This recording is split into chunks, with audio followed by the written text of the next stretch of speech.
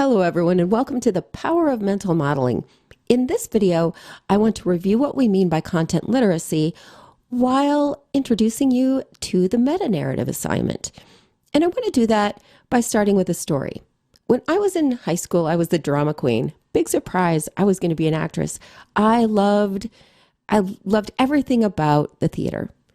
But in my 12th grade English class, when our teacher, Mr. Pace, introduced us to the play, Shakespeare's Macbeth, he just sent that play home with us one night and told us to read it. And I was a really motivated kid. I wanted to get Shakespeare. I wanted to be in Shakespearean plays. I didn't know that much about it, but I really wanted to.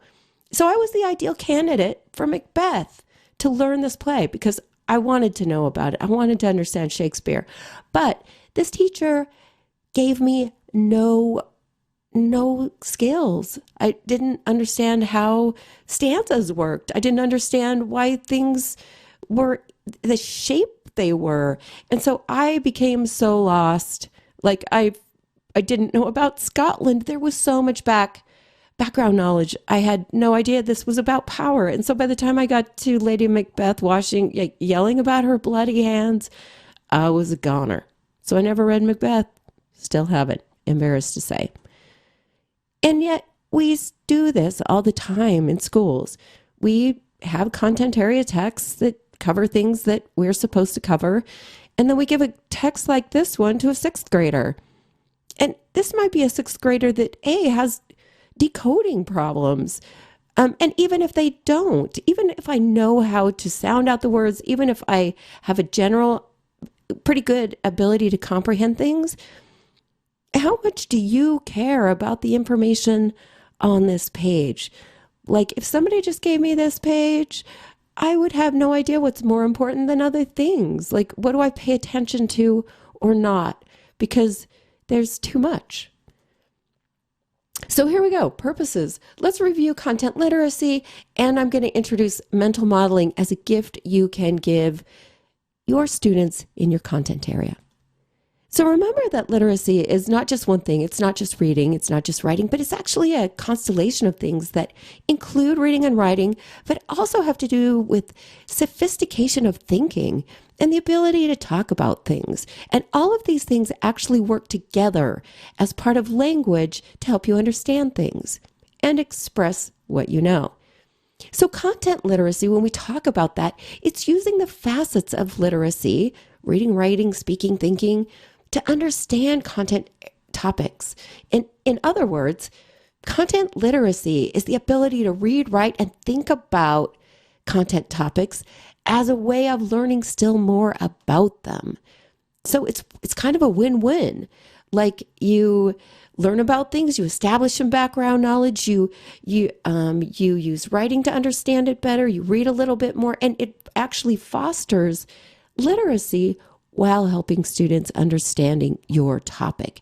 So in the best case scenario, this is a win-win situation. It's not that the language arts teachers are making you teach reading and you should go after them with pitchforks. No, my friends. The problem we have, especially in secondary ed, is that we go into content areas because we love them, because we have developed an affinity for them. And we usually develop that affinity because we found that we kind of get them. It's something we enjoy. And so we develop this blind spot where because we understand something, we expect that to come easily to others. And this comes out very, very often in our texts. Now, here's an example of a content area text. Now, this isn't something you would find in a high school, but it is definitely something you would find if you decided you wanted to be a pilot. Now, this is, if you already know, that's amazing. This is an approach plate for an instrument approach. And basically, if somebody did not teach me how to read this, I am going to wreck an airplane in the clouds. And I need to know that I start that these things go left to right, that this is my weather, and I got to find that out before I contact these people who are on approach, and I got to cut, and they're going to pass me off to the tower who's going to let me land or not. And this is a top-down view, and this is a closer top-down view, and this is a sideways view. Now, if somebody doesn't teach me how to read this, I'm never going to be successful at being a pilot. And yet, and we throw text like this at students all the time without saying, here's what to pay attention to. Here's what here's what the bold things do for you. Here's what what the symbols do for you. Here's what you can ignore. So part of this video is to talk about not only what constitutes a content area text, but what goes through your head as you, as the expert, read it so that you can show somebody else how to do that. It's a gift you give. So one of the things I want to mention is that content areas are actually discourses. They're more than just topics. Notice that they have different texts. They have different methods of communication. They have vocabularies and values and different accepted ways even of dressing and behavior. Show up to a magic tournament and you're going to see very specific language, very specific reading. Now, for instance, being a pilot, I don't ask how to land by writing things in the air, although that would be cool. But there's ways of communicating in these areas, and reading is one of them. And we have very specific texts in different areas, and those are not always textbooks. So here you go. Content area texts. Yes, they are textbooks. They include textbooks. And by the way, as you're looking at this one, notice how much there is to pay attention to. One of the problems of modern textbooks is they try to throw every frickin' thing, including the sink and the towels, in there. I don't think your students need to know what the standards are for mathematical practice in Laurie's notes, but they don't know that. That's kind of a new thing that has emerged in our in our testing. Yeah, we have a texting problem too, but in our testing culture. So helping students know what they can ignore in a book is so lovely. So here, this is a content area text. Do you know what it is? Some of you are going to recognize this immediately. If you know HTML, you're not only going to be able to read this text, you're going to be able to visualize what that text is doing. For those of you that know HTML, you might imagine that that text actually is this thing. So this text equals this. So to read this text, you need a lot of background knowledge. You need to know how to read this language. So part of your job as a content area educator is to teach students to read things in your area. So if you're going to pass out Henry V or a Shakespearean play like this, you should give tons of background information, like what muses are and why this particular invocation of the muse would happen here. And maybe somebody would actually capture the magic of this stanza. Without it, those are just words on a page. If you're in history, remember that it's not just what a text says, but what it means. This is a primary source document. And right now, if you don't know how to read this, if you don't know what to look at, it's oh so boring and tedious. But if you realize that this is the Laramie Treaty, that this is in fact the treaty in which the Black Hills were giving to the Native Americans, you start to be able to read this more efficiently and with more nuance. And you start to look at the names and you start to ask what it means in more meaningful ways. But if you just throw this at somebody, they don't know what to do with it, and neither would you. If I'm in math, I need to know how to read this. I need somebody to slow down. I would love somebody in math to explain, when you look at that, what goes through your head. Because I guarantee you that what goes through your head is different than what goes through my head, right? So you slow down. You explain what goes through your head. Not just what a thing says, but what it means. If I were in PE or health, I really want to slow down and talk about this, about the old label and the new label, and why, how come calories are bigger, and how come we separated out sugars, and why are those sugars still measured in grams? Because grams are hard to visualize. So actually, the sugar lobby did that because they realized that if we put that in sugar cubes or circus peanuts, we'd really realize how much sugar was in there. But because it was harder to visualize, the sugar lobby kept those sugars in grams. So reading things critically, you help students do that. They don't do that naturally. You help them look at what's important and why. Now, if you are someone who plays football, you understand plays, you would have to do a lot of explaining to help me understand what is happening right here. And like, you would have to back way up to offense and defense, because I'd be still going like, so there's good guys, there's bad guys. Like, I don't know. Like, you would have an expert blind spot. Same goes here. I'm not going to get this painting. Those OU who teach art, I'm not going to understand this painting at all if I don't have some background knowledge, if I don't know what the Spanish Civil War was, if I don't understand what Picasso was responding to. I'm just going to think he's a nut job. But I won't understand. It would help me to understand symbol. So we read images, we read equations, we read telegrams, but we need to know how. If you're earth science, you could explain this to me. If you were a contractor, you could explain this to me. You could explain how electricity works. And if you are teaching English language arts, you might want to ask your students how they read this, or show them how you do this. Like, you might want to pause the video right now and ask yourself what you're looking at. Because if you say that this is satire, you are right. This is The Onion. It's supposed to be funny. But how do we pick up what's funny? How do we know that this is not real news?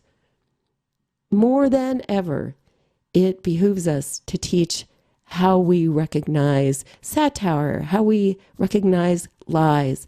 In any content area, we have lots of fake science out there.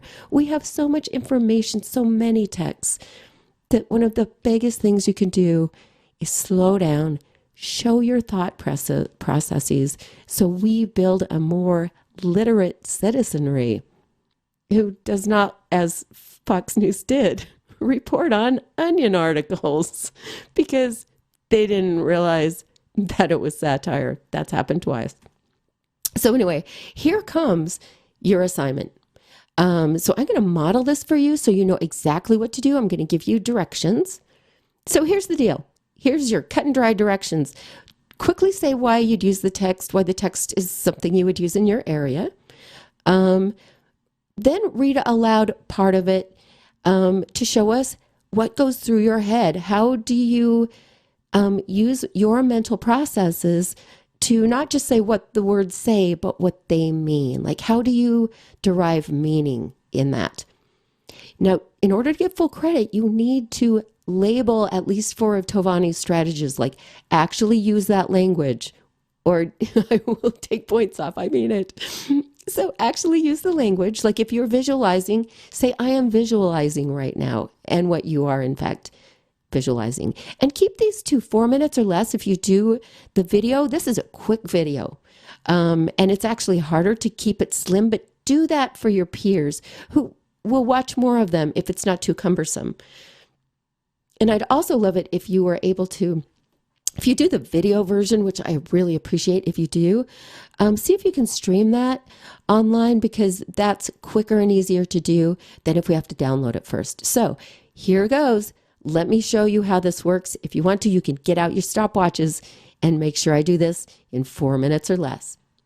All right, first I need to say how this is a content area text. Well, if I'm an 8th grade English language arts teacher, this historical fiction novel might be really great because not only can we study theme and language, it could cross over to something that the history teachers might be teaching World War II at the same time. So this would be the narrative version of what they'd be learning factually in history. So let me start reading for you and show you what goes on in my brain as I read this. So the first thing I do is read, I am a coward. Well, those are all capitalized. And so I'm asking a question and trying to answer it about these text conventions. Are they capitalized because the publisher wanted them that way? Or is this saying something really big? It's the whole first paragraph is one sentence. So this is huge. And so it makes me wonder if this book is about cowardice, if this is a big theme about whether or not this character really is a coward. So the capital letters are telling me something right now. Now I'm going to move on to the paragraph. I wanted to be heroic, and I pretended I was. I've always been good at pretending. I spent the first 12 years of my life playing at the Battle of Stirling Bridge with my 5 big brothers, and even though I'm a girl, they let me be William Wallace, who was supposed to be one of our ancestors, because I did the most rousing battle speeches. Wow. I'm doing a lot of mental work in those 2 sentences. First of all, I'm activating a lot of background knowledge. I'm thinking, Battle of Stirling Bridge, where did I hear about that before? Who's William Wallace? Oh my goodness, that's Braveheart. So I'm already asking questions about the parallels between this text and that character. Like, is this about occupation? If so, what countries? Because what I know of William Wallace is he was the holdout in Scotland against the British, right? So is she the holdout somewhere against somebody? So I'm already asking those questions, but I can only ask those questions because I already have some background knowledge. The next thing I'm doing with that sentence is I'm visualizing. I can see this little girl. How old is she?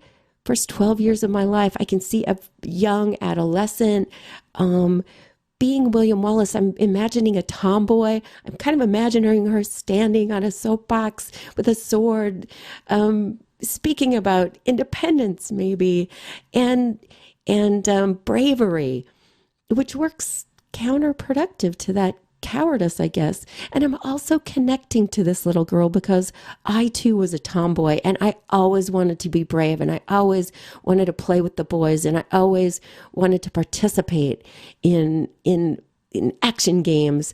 And so right now I am also connecting to that little girl who is wanting to save the world. Finally, one of the things I'm predicting now is, as I read, is that this little girl is going to try to save the world, maybe.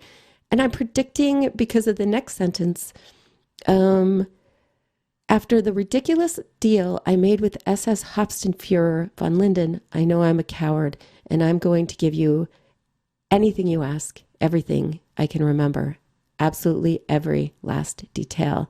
So I'm predicting now that she's been taken as a prisoner, and that she is being tortured, maybe, but I don't know. So I'm going to read on to find out. Okay, hopefully I did that in 4 minutes or less. Notice how you don't get through very much text, because when you really show what's going on in your head when you read, you have to slow way down. So with that in mind, I look forward to the text you picked this week, along with what's going on in your head as you read them.